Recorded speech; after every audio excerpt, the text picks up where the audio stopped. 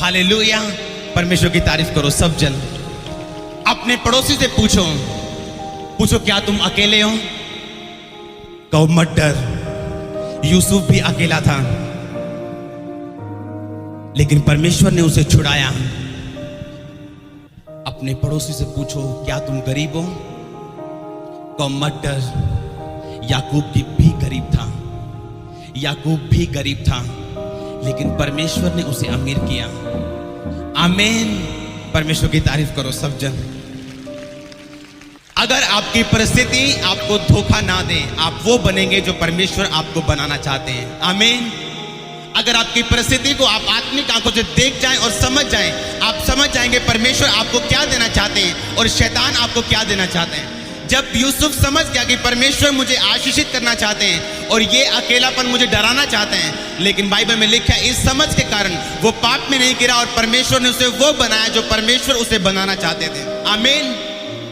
आज सबसे बड़ी प्रॉब्लम क्रिश्चियन मसीह व्यक्ति के जीवन में ये है कि उसकी परिस्थितियां उसको धोखा देती हैं और वो जानता नहीं।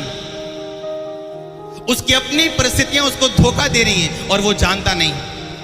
याकूब गरीब था लेकिन अपने मामा लाबान के घर में नौकरी कर रहा था 20 साल से। वो जानता था उसके पास कुछ भी नहीं अगर वो वापिस जाना चाहे, लेकिन इस परिस्थिति ने उसको अगुवाई नहीं की कि वो गलत तरीके से भेड़ों और बकरियों को कमाए, बल्कि इस परिस्थिति ने उसकी अगुवाई की कि वो और परमेश्वर के करीब जाए और वो छुटकारा ले जो सर्वशक्तिमान की ओर से आता है। आमीन। उसने अपनी बुद्धि की, अपनी समझ की सुनी नहीं, लेकिन उसने परमेश्वर की सुनी। उसने धोखा नहीं खाया। दिमाग कहता होगा तेरे पास कोई पैसा नहीं है, अगर आज तुझे पत्नी बच्चों को वापस लेके जाना पड़े, तेरे पास कोई पैसा नहीं है, तुझे चोरी करनी चाहिए, तुझे बेईमानी करनी चाहिए। अपने पड़ोसी से बोलो बेईमान मत बन। अपनी परिस्थिति को मौका मत दे, अपनी गरीबी को मौका मत दे कि वो तुझे बेईमान बना दे। परमेश्वर पे भरोसा रख, वो उचित समय पे उचित कामों को करेगा। आमीन। याकूब ने परमेश्वर पे भरोसा रखा कि परमेश्वर मुझे वापस लेके जाएगा और पैसों का इंतजाम मेरा परमेश्वर करेगा, लेकिन मैं बेईमानी में जाने वाला नहीं हूं। मैं अपने मामा की भेड़ और बकरे को चुराने वाला नहीं हूं। मेरा परमेश्वर राइट टाइम पे इंतजाम करेगा। आमीन। जब शैतान आपको देखता है कि आपकी परिस्थिति आपको परमेश्वर से दूर लेके जा सकती है, इसीलिए परिस्थितियां बदलती नहीं, बुरी के बाद बुरी आपके जीवन में, मेरे जीवन में रहती हैं। लेकिन जब शैतान ये देख लेते हैं कि इसकी परिस्थितियां इसको परमेश्वर से दूर नहीं लेके जा सकती, वो परिस्थितियां जो बुरी हैं जल्द बदल जाएंगी यीशु मसीह के नाम में अच्छी परिस्थितियों में। आमीन। अपनी परिस्थितियों को मौका मत दो। अपने पड़ोसी को बोलो मत मौका दे। अपनी सिचुएशंस को, अपनी बीमारियों को, अपनी गरीबी को कि वो तुझे धोखा दे और परमेश्वर से दूर ले जाए। आमीन। बाइबल में लिखा है याकूब ने धोखा नहीं देने दिया, यूसुफ ने धोखा नहीं खाया। जब रूत अकेली हो गई, विधवा हो गई, उसकी सासू मां विधवा, वो विधवा कोई नहीं पास नहीं है, इस विधवापन ने उसे धोखा नहीं दिया कि वो गलत कामों में जाए और परमेश्वर को धोखा दे, बल्कि उस अकेलेपन को उसने इस्तेमाल किया कि वो सर्वशक्तिमान के और करीब जाएगी। और बाइबल में लिखा है परमेश्वर के करीब जाने का फल ये मिला कि बोaz नामक व्यक्ति उसकी जिंदगी में आया जो परमेश्वर की ओर से था।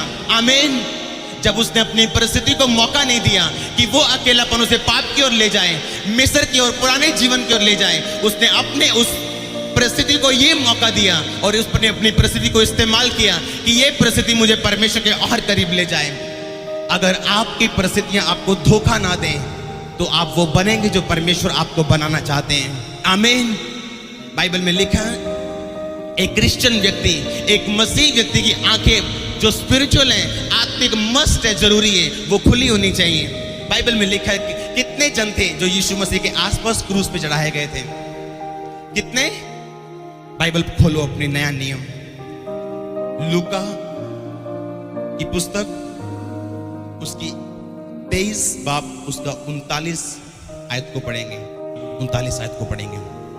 जो कुकर्मी वहां लटकाए गए थे उनमें से एक ने उसकी निंदा करके कहा, क्या तू मसीह नहीं?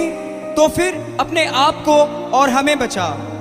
इस पर दूसरे ने उसे डांट कर कहा, क्या तू परमेश्वर से भी नहीं डरता? तू भी तो वही दंड पा रहा है और हम तो न्याय अनुसार दंड पा रहे हैं, क्योंकि हम अपने कामों का ठीक फल पा रहे हैं, पर इसने कोई अनुचित काम नहीं किया। तब उसने कहा, हे यीशु, जब तू अपने राज्य में आए तो मेरी सुधि लेना। लिखा जो कुकर्मी वहां लटकाए गए थे उनमें से एक ने उसकी निंदा करके कहा, क्या तू मसीह नहीं? तो फिर अपने आप को और हमें बचा। लिखा दूसरा डाकू ने उसे डांट के कहा, क्या तू परमेश्वर से नहीं डरता? तू वही दंड पा रहा है, हम न्याय अनुसार दंड पा रहे हैं, लेकिन इसने कोई भी अनुचित काम नहीं किया। लिखा दो डाकू जो परमेश्वर के आसपास लटकाए गए थे, एक डाकू बोलता है, अगर तू मसीह है तो मुझे भी बचा और अपने आप को भी बचा। और दूसरा डाकू जो परमेश्वर की दूसरी ओर लटकाया गया था, वो बोलता है, उस डाकू को छिड़के मार के कहता, तूने और मैंने पाप किए हैं, हम न्याय अनुसार उचित दंड पा रहे हैं, तेरे और मेरे पाप का कारण, पाप का न्याय सूली और हमने पाली, लेकिन इसने कोई भी अनुचित काम नहीं किया। और लिखा दूसरा डाकू जिसने झिड़के मारी और यीशु मसीह को बोलता है, कहता है, यीशु मसीह जब तू अपने राज्य में जाना तो मुझे याद करना। और बाइबल कहती है यीशु मसीह ने उसी वक्त उससे कहा, आज मैं तुझसे सच सच कहता हूं कि आज की शाम तू मेरे साथ स्वर्ग लोक में होगा। आमीन। उसी वक्त परमेश्वर ने कहा कि आज तू मेरे साथ स्वर्ग में होगा। अपने पड़ोसी बोलो, मांगो लेकिन सही तरीके से, जो भी करो सही आत्मा से। हालेलुया। क्या फर्क था दोनों के मांगने में बताओ? एक कुछ भी फर्क नहीं, दोनों का मांगना सेम था। एक भी कह रहा था मुझे बचा, दूसरा भी कह रहा था मुझे बचा। मांगने का तरीका गलत था। जब इजरायली लोग बाइबल में लिखा छुड़ाए गए मिस्र से, रास्ते में मूसा से कहते, मूसा क्या तू मिस्र से लेके आ गया हमें? हम अच्छे थे, वहां हम प्याज खाते थे, वहां मछलियां खाते थे, क्या रोटी रोज रोज, रोटी रोज रोज आसमान से वही मन्ना, हम बोर हो गए इस रोटी से, हमें मांस चाहिए।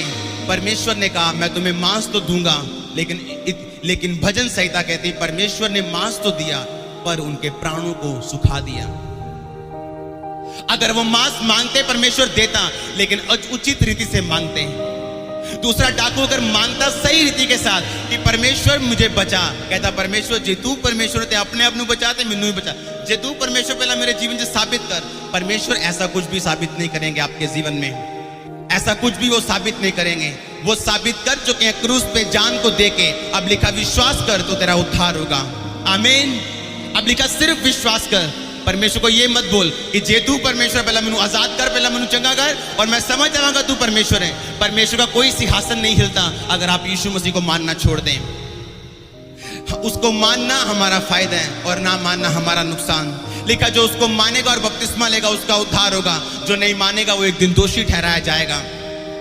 उस डाकू ने मांगा तो जरूर, लेकिन गलत गलत गलत गलत तरीके से। कहता परमेश्वर जे तू परमेश्वर है तो मैनू भी छुड़ा दे, अपने आप को भी छुड़ा। और दूसरा कहता परमेश्वर मैं जानता हूं तू परमेश्वर है, जब तू स्वर्ग में जाना मैं मुझे याद करना। परमेश्वर ने कहा आज शाम को हम इकट्ठे भाई स्वर्ग में होंगे। आमीन। क्योंकि तूने सही रीति के साथ मांगा है। इस्राएलियों ने अगर सही रीति के साथ मांगा होता तो कभी परमेश्वर उनके प्राणों को ना सुखाते। बाइबल में लिखा उन्होंने मांगा लेकिन बुड़बुड़ाहट के साथ। जब उन्होंने पानी मांगा बुड़बुड़ाहट के साथ। जब उन्होंने कुछ भी मांगा ये कह के मांगा हम मिस्र में अच्छे थे, पुराने जीवन में अच्छे थे, वहां ये तो था परहेज तो कोई नहीं था, ये सब विरोध तो कोई नहीं था। लेकिन बाइबल में लिखा यीशु मसीह ने कहा मेरा रास्ता तंग रास्ता है, लेकिन जो इस रास्ते पे चलेगा उत्तम पदार्थों को पाएगा, अपने टाइम के हिसाब से नहीं, मेरे टाइम टेबल के हिसाब से। आमीन। अपनी परिस्थिति को मौका मत दो, अपने पड़ोसी को फिर से याद करवा दो। अपनी बीमारी को बोलो मौका मत दो कि वो तुझे धोखा दे। परमेश्वर पे आस लगाए रख। आमीन। कितनों को समझ आ रहे हैं? कुछ लोग, परमेश्वर मुझे बता रहे थे जब एक किसान जब बीज को बोता है अपने खेत में, क्या यह संभव है उसने जितना बीज बोया सिर्फ उतनी फसल आए? अगर उसने एक बोरी आलू बोए हैं तो एक बोरी काटेगा वो 30 गुना 60 गुना है, बाइबल कहती है 100 गुना काटेगा। आमीन। लेकिन अगर वो ज्यादा बोए तो ज्यादा काटेगा। लेकिन प्रॉब्लम ये है अगर वो ज्यादा बो के उसे भूल जाए और पानी ना दे तो वो कुछ भी नहीं काटेगा। इसीलिए परमेश्वर ने कहा मेरा रास्ता तंग रास्ता है। पहले तो तुम्हें शैतान बोने नहीं देगा, वो तुम्हारे दिमाग में इतनी बातें डाल देगा कि तुम बोने ना पाओ। अगर तुमने गलती से बो दिया फिर वो तुम्हारे जीवन में ऐसा पाप रखेगा कि जो बोया गया वो फल ना लेके आए, और आगे से तुम्हारा दिल कभी बोने को ना करे। कितनों को समझ आ रही? लिखा जब तू बोए तो फसल को पानी देना, उसको उचित रीति से संभाल के रखना, उसकी केयर करना, ताकि जो तुमने बोया है उचित समय पे, टाइम आने पे वो तुम्हें फल दे और तुम्हारी एक गवाही पैदा हो। आमीन। बाइबल में लिखा है जब एक विधवा परमेश्वर के भवन में 2 दमड़ियां डाल रही थी और परमेश्वर देख रहे थे, परमेश्वर ने कहा सब धनवानों ने अपनी बढ़ती में से डाला है, लेकिन इस विधवा ने सबसे बढ़ के डाला है। परमेश्वर ने नहीं कहा इसने सबसे कम डाला है, परमेश्वर ने कहा इसने सबसे बढ़ के डाला है, क्योंकि इसका देने का जो एटीट्यूड था, जो देने का जो मन था, वो बिल्कुल सही और उचित था। आमीन। पहले तो शैतान बोने नहीं देता, अगर बो दो तो वो आपके बीज को खा जाता है, ताकि आप दोबारा कभी बोने का फैसला ना करें। इसीलिए जब आप बीज को बोते हैं, अपने जीवन को भी संभाल के रखना है, पाप से भी दूर रहना है, परमेश्वर की प्रेजेंस में भी बने रहना है, ताकि वो बीज जो आपने बोया है आपको 100 गुना फल दे। आमीन। अपनी परिस्थिति को कभी मौका मत दो कि वो आपको धोखा दे। रूत ने धोखा नहीं खाया, वो जानती थी प्रॉब्लम है, वो जानती थी अब मुझे अकेली जीना पड़ेगा, लेकिन बाइबल कहती है उसने धोखा नहीं खाया, उसने सर्वशक्तिमान पे विश्वास रखा। वो जानती थी परमेश्वर की आराधना करना वहां नसीब नहीं होगा, चाहे दुनिया के सारे सुख वहां नसीब हो। और बाइबल कहती जहां परमेश्वर आपके साथ नहीं, एक दिन वही सुख कब दुख में बदल जाएंगे हम नहीं जानते। क्योंकि जो घर रेत पे बना है और जो चट्टान पे बना है, दोनों सुंदर दिखते हैं। हो सकते हैं कि जो रेत पे बना है वो ज्यादा अच्छा दिखता हो, जो रेत पे बना है वो ज्यादा सुंदर दिखता हो, वो ज्यादा बड़ा दिखता हो, वो ज्यादा कलरफुल हो, लेकिन पता तब चलेगा जब आंधी और तूफान आएगा। पता तब चलेगा जब यीशु मसीह के नाम के कारण आपके जीवन पे परीक्षा आएगी। यीशु मसीह ने कहा बोने वाला बीज बोने के लिए निकला, और कुछ बीज रास्ते में गिरे और शैतान ने उन्हें चुग लिया। कुछ बीज पथरीली भूमि पे गिरे और जल्दी उगाए, लेकिन धूप पड़ने के कारण जल्दी सूख गए। उन बीज की मैं बात कर रहा हूं जो लोग गवाहियां सुन के जाते हैं और जल्द विश्वास कर लेते हैं, वचन सुन के जाते हैं और जल्द विश्वास हो जाता है, लेकिन जब कलेश और ठोकर उनके जीवन में आता है उस वचन पे विश्वास करने के कारण, तब वो अपना स्टैंड छोड़ देते हैं और वो जो उगता है वो सूख जाता है। लेकिन यीशु मसीह ने कहा कुछ लोग ऐसे भी होंगे जो उस बीज को मैं बोऊंगा वो उसे उत्तम मन में संभाल के रखेंगे, यानी अपने बीज को वो उसकी रक्षा करके रखेंगे।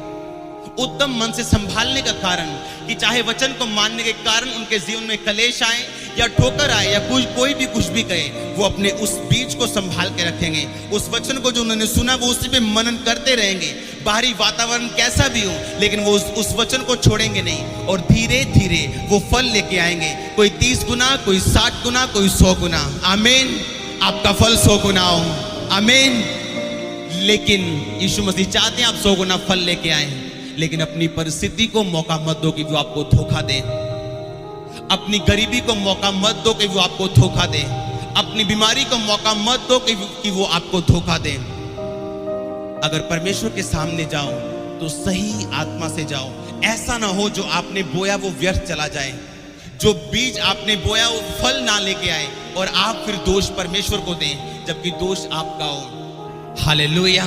अपने पड़ोसी को बोले जो तू बोएगा वो काटेगा। कितनों को याद है एक कनानी औरत परमेश्वर के पास आई और परमेश्वर से बोला परमेश्वर मेरी बेटी को दुष्ट आत्मा से सता रहा है, उसको निकाल दे। कितनों ने पढ़ी है स्टोरी? क्या कहा था परमेश्वर ने? परमेश्वर ने कहा बच्चों की रोटी कुत्तों को देना उचित नहीं। क्यों? क्योंकि अन्य जातियां परमेश्वर के सामने एक कुत्ते के समान थी और परमेश्वर अन्य जातियों से कुछ भी वास्ता नहीं रखते थे, यहूदी लोग। और परमेश्वर ने कहा अभी मैं सिर्फ यहूदी लोगों के लिए अपनी रोटी को दे सकता हूं। उस औरत ने क्या कहा? कहती परमेश्वर कुत्ते भी वही चूर चार खाते हैं जो तेरे बालकों की मेज से गिरता है। और परमेश्वर ने कहा जा इस बात के कारण चली जा, दुष्ट आत्मा तेरी बेटी को छोड़ के जा चुका है। आमीन। उसी तरह जैसे एक किसान एक बोरी बीज को बोए तो वो एक बोरी नहीं ज्यादा काटते हैं क्योंकि वो जानता है ये फलवंत होगी। पिछले हफ्ते वीरवार को आपने सुना था कुछ लेडीज जानबूझ के अपने बच्चों को गालियां निकालती हैं। फिर थोड़े थोड़े सालों के बाद वो सच्ची मर जाते हैं, तो उनको यकीन नहीं होता कि ये क्या हो गया और क्यों हुआ, कि परमेश्वर ने ऐसा नहीं किया। आपने जो बोया था आपने वो काटा है। कितनों को समझ आ रही? उस औरत को अपनी जीभ को इस्तेमाल करना आता था। ये उसके अंदर एक गुण था। अगर वो परमेश्वर की बात को गुस्सा करके वापस चल जाती तो शायद उसकी बेटी दुष्ट आत्मा से ग्रसित रहती और शायद उसी हालत में मर जाती। लेकिन वो जानती थी अपनी जीभ को इस्तेमाल कैसे करना, और उसने कहा परमेश्वर, कुत्ते भी वही चूर-चार खा लेते हैं जो तेरे बालकों की मेज से गिरता है, मुझे वही कुत्ता समझ ले और वही मुझे चूर-चार दे दे। और परमेश्वर ने कहा जब तू वापस जाएगी तो तू अपनी बेटी को देखेगी कि वो दुष्ट आत्मा उसकी तेरी बेटी को छोड़ के जा चुका। और लिखा जैसे वो वापस गई वो दुष्ट आत्मा उसकी बेटी को छोड़ के जा चुका था। आमीन। जो व्यक्ति अपने होंठों को, अपने शब्दों को इस्तेमाल करना जानता है, एक बात को हमेशा याद रखना, आपके मुंह से जो बोया जाता है वो फल लेके आता है। बुरा या अच्छा ये बोने वाले पे निर्भर करता है। अगर आपके मुंह से निकले मैं कभी सफल नहीं हो सकता, तो परमेश्वर भी आपको कभी सफल नहीं कर पाएंगे। अगर आपके मुंह से निकले मैं कभी चंगा नहीं हो सकता, तो परमेश्वर भी आपको चंगा नहीं कर पाएंगे। क्योंकि परमेश्वर ने आपको ताकत दी है, आपके शब्दों में ताकत है। परमेश्वर ने कहा जो इसको फल में लाना जानेगा वो इसका फल पाएगा, जो इसको काम में लाना जानेगा वो इसका फल पाएगा। परमेश्वर ने गुस्सा किया जब इस्राएलियों ने अपने होंठों को खोल के बुड़बुड़ा के मांगा। बात मांगने की नहीं थी, परमेश्वर आसमान से हीरे भी बरसा सकता था, लेकिन बात बुड़बुड़ा के मांगने में थी। अगर आप अपने मुंह से निकालेंगे मैं कभी चंगा नहीं हो सकता, तो परमेश्वर भी आपको चंगा नहीं कर पाएंगे। क्योंकि आपके मुंह में परमेश्वर ने ताकत दी है सही बोने की या गलत बोने की। परमेश्वर आपको कभी भी शर्मिंदा नहीं होने देता।